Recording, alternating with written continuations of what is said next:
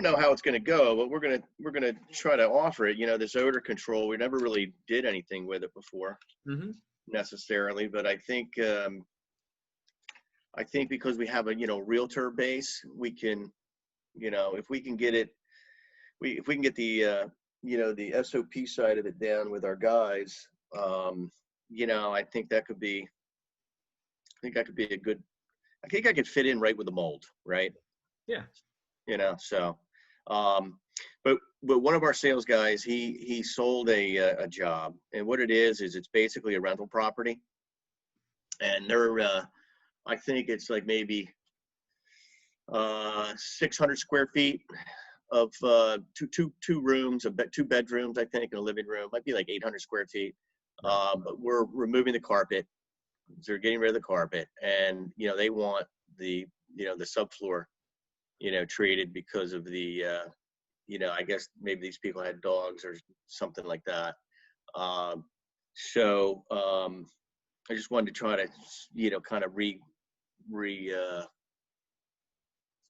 trying to kind of get through those steps again, as far as I know. It's fairly simple, right? Yeah, sure. So So can you see my screen okay? yeah. Okay.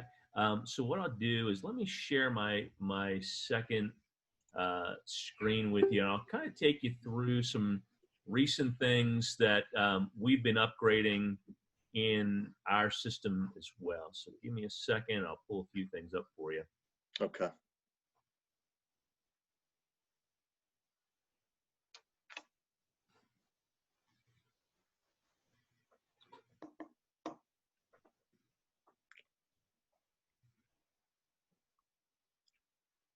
All right, let me go ahead and share this. All right, can you see our website okay? Yep. Okay. So I want to just show you a couple tools here, and then I want to take into some things that we've been testing for maybe the past like 6 months in terms of sales and operations training, and what we're in the process of rolling out. And it's been pretty successful so far. We're it's that next needed step, I guess you would say. Mm-hmm. So you'll see me in New Jersey pretty soon with this. So I want to take you through both. All right. So you've probably seen before that if you go to training and then product training, it pulls you into this area here, and you're probably already enrolled in this. Where if you go down and go to the odor elimination section, you've got Okay. odor elimination with chlorine dioxide, liquid treatments, vapor treatments, and then like the odor control on the solid side of things. Okay. The two, if you're gonna like take your folks through this, the two that I would focus on are of course the liquid treatments and the vapor treatments. Mm-hmm.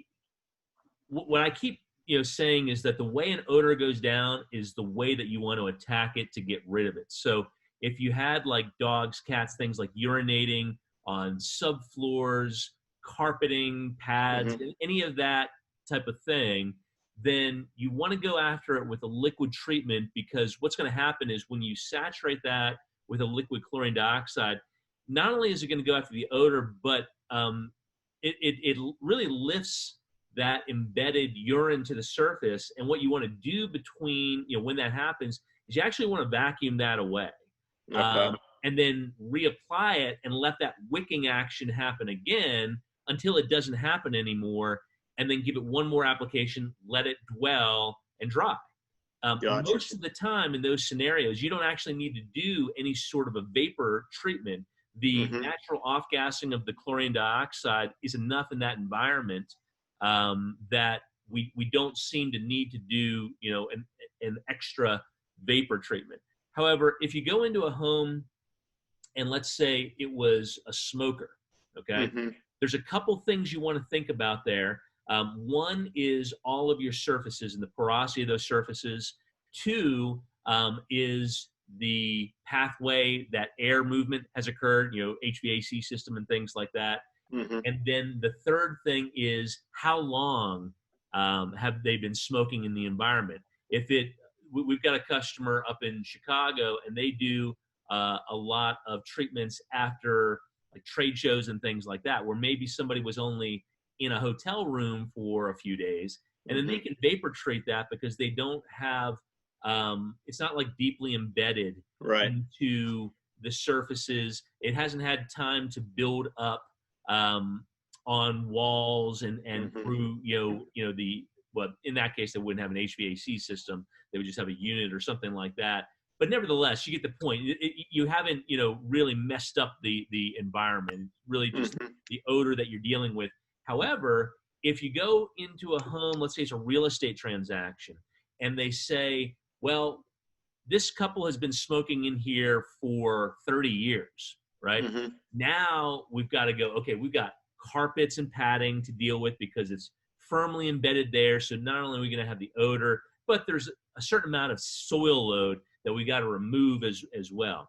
So we got to think about that. We got to think about walls. We've got to think about the HVAC system and cleaning that itself. It becomes a much more extensive job. And of course, taking that all into consideration so that the end result of your customer being satisfied is a whole different issue. And it probably goes from being $1,000, vapor treatment job to being something that might be, who knows, a few $1,000s because so much needs to be taken into consideration and actually cleaned. Makes sense. Okay. So I'm just, kind of throwing out some things. I'm recording this for us, by the way. So if you want to, go back to it, you'll have it to do that with. And where I'll put this is over in Zoho Docs. Let me just grab it. So circling back to the odor elimination, I can find everything I need, either in the Zoho Docs or on the EnviroGuard systems training. Yes, sir. And when you go over even to the odor side of things, we'll go back to products real quick under odor elimination. So you can see right there, you've got all of your 1,000 gram, 420, 100, and 200 gram stuff in there. So yeah, everything's right there. Okay. So in this, at this particular place, right? It's a subfloor. I think we only have like the 1,000 gram kit, and they're probably right on the bubble of still being good, as we haven't done, like I said, this for probably like a year. Yeah. A year or so. Were they good for about two years? Those packets? Oh yeah. Oh, those are anhydrous, so there's been no water added to them. As long as the packaging's good, you're good. Okay. Yeah. So on something that's 600 square feet or 800 square feet, is it 1,000 gram kit? So are you going to liquid apply it? Is that what you're thinking about? Yeah, liquid apply it. Yeah. What I would do is I would take, so as you probably know, that 1,000 grams is going to make 25,000 parts per million of chlorine dioxide. I would go heavier rather than lighter on your liquid preparation. And so I would make 5 gallons with that 25,000 ppm, meaning that you have 5,000 parts per million in 1 gallon of liquid, okay? That'll be plenty, and that'll be plenty also for the square footage that you have. You may have a little even extra, right? But that wouldn't hurt you because you could do some insurance spraying after that, if you will, right? Just to make sure you've got it good. But yeah, I would think of it as 5,000 parts per million per liquid gallon in your preparation. Gotcha. So that would make 5 gallons. Yeah, and 5 gallons. And you're spraying it. You're spraying it to the point of saturation, right? That's right. And like I said, if you start seeing urine begin to surface in areas, just have tell your guys to have a wet vac on hand, and then they can just suck that up where you find those areas of wicking urine to the surface, and then they can just spot reapply in those areas where that occurs at, and kind of helps them zero in on where the problem areas really are. Okay. Yep. And so then so you want the heating system to run while you're doing it, right?